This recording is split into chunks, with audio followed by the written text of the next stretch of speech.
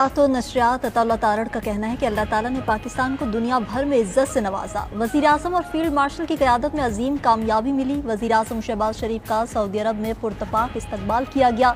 सफारती सतह पर बहुत सारे ममालिक ने पाकिस्तान की तारीफ की। पाकिस्तान के शाहीनों ने दिन की रोशनी में भारत को तारे दिखाए। उधर वफाकी वजीर एहसन इकबाल ने कहा कि भारत अगर समझता है कि हमारे दरियाओं का पानी रोक कर पाकिस्तान की मैशत को नुकसान पहुंचा सकता है तो ये उसकी भूल है। पाकिस्तान के हिस्से का पानी बंद करने देंगे, ना ऐसा खेल खेलने देंगे।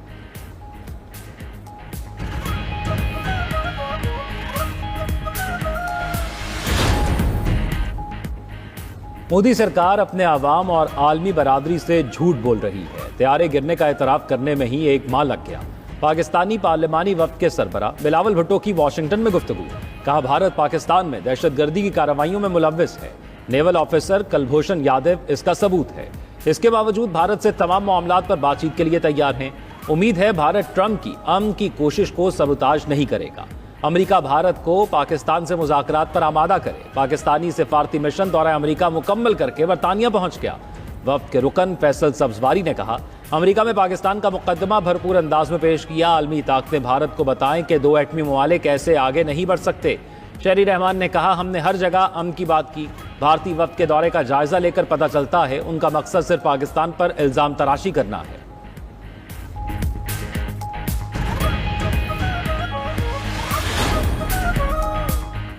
रवा माली साल मुतअद्दिद मुआशी अहदाफ पूरे न होने का इंकशाफ। साल 24-25 का इकनॉमिक सर्वे तैयार, कल पेश किया जाएगा। मुआशी शरह नमू हदफ से कम रिकॉर्ड। शरह नमू 2.68% रही, हदफ 3.6% मुकर्रर था। मुल्की मैशत का हजम 39 अरब 30 करोड़ डॉलर बढ़कर 410 अरब 96 करोड़ डॉलर हो गया। ज़राए के मुताबिक रवा साल शोबा तामीरात की शरह नमू 6.61% रिकॉर्ड, हदफ 5.5% था। लाइफ स्टॉक शोबे की शरह अफजाइश भी मुस्बत रही, जो 3.8% हदफ के मुकाबले में 4.72% तक बढ़ी। ज़राई शोबे की ग्रोथ 2% हदफ के बजाय सिर्फ 0.56% रही।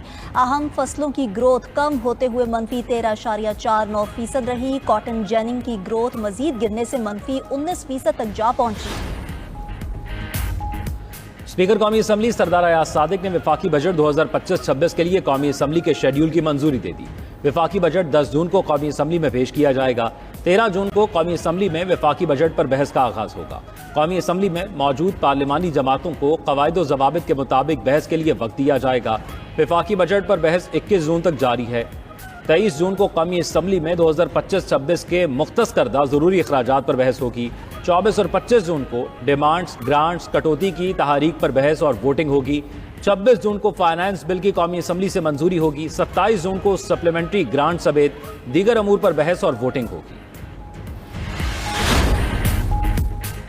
वज़ीर मुमलिकत बराए क्रिप्टो और ब्लॉकचेन बिलाल बिन साकिब की दुनिया के अमीर तरीन शख्स एलॉन मस्क के वालिद से मुलाकात। एलॉन मस्क के वालिद से कहा कि मार्केट में बहुत देर से तेजी आई है, मार्केट को खराब न किया जाए। दुनिया को जरूरत है कि टेस्ला और ट्रंप एक ही ग्रुप चैट में हों।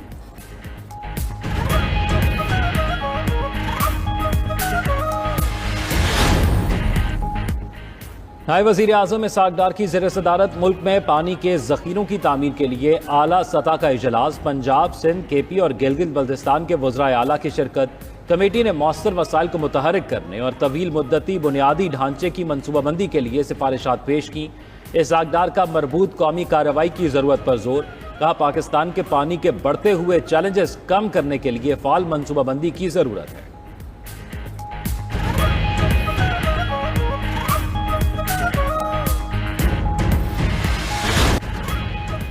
ईद उल अज़हा का दूसरा रोज कुर्बानी के बाद मेल मुलाकातों और ख्वाबों का सिलसिला चल पड़ा। कल के मेहमान आज बने मेजबान। कुर्बानी के गोश्त से मजे मजे के पकवान तैयार।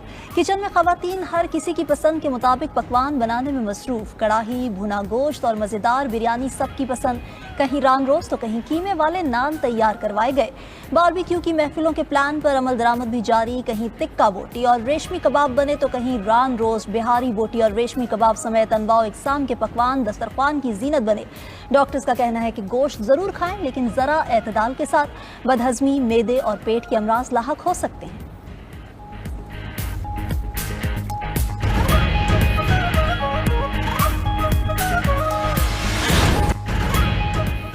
बच्चा पार्टी के बड़े प्लान, खूब हल्ला गुल्ला और सैर सपाटे। किसी ने झूला लिया तो किसी ने ऊंट की सैर की।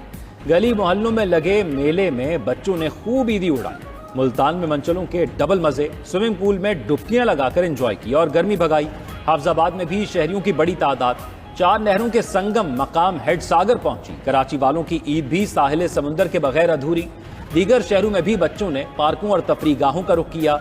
ठंडे इलाकों के शौकीन सयाहों ने पहाड़ी इलाका जात का रुख कर लिया। मरी, कागान, नारान और सवात हमेशा की तरह इस बार भी सयाहों की तवज्जो का मरकज।